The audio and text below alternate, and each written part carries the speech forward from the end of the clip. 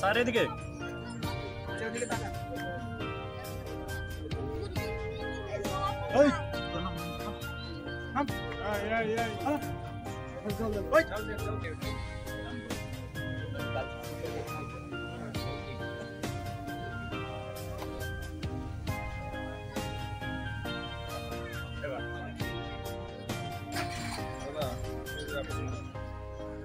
কি দিছে ও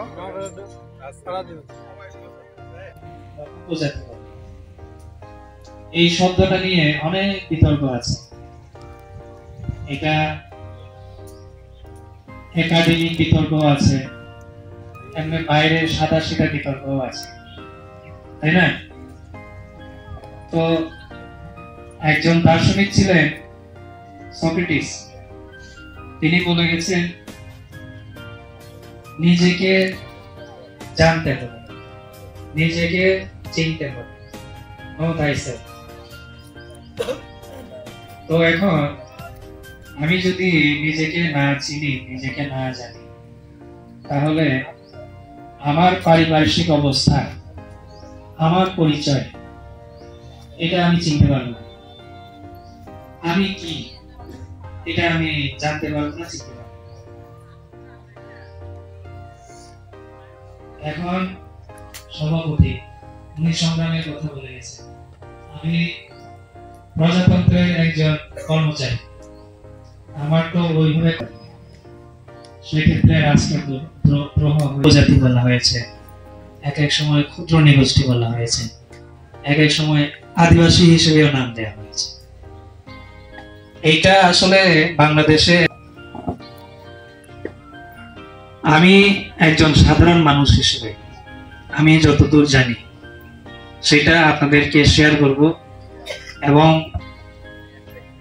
আমার মনে হয় ঠিক আছে। তো এখন অনেকে যুক্তি দেয় যে আদিবাসী মানে কি?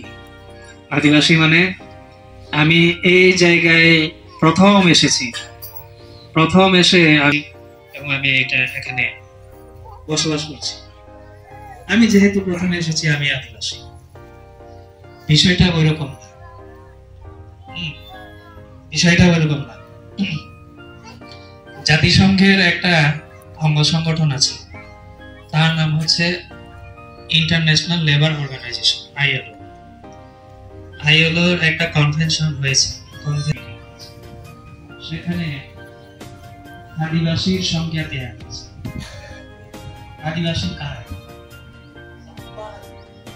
আদিবাসী বলতে তাদেরকে বোঝাবে যাদের কিছু ক্রাইটেরিয়া আছে, যাদের কিছু বাইরে কোন জনগোষ্ঠী, এমন কোন জাতি যাদের আলাদা সামাজিক রীতিনীতি আছে, প্রথাগত আইন আছে।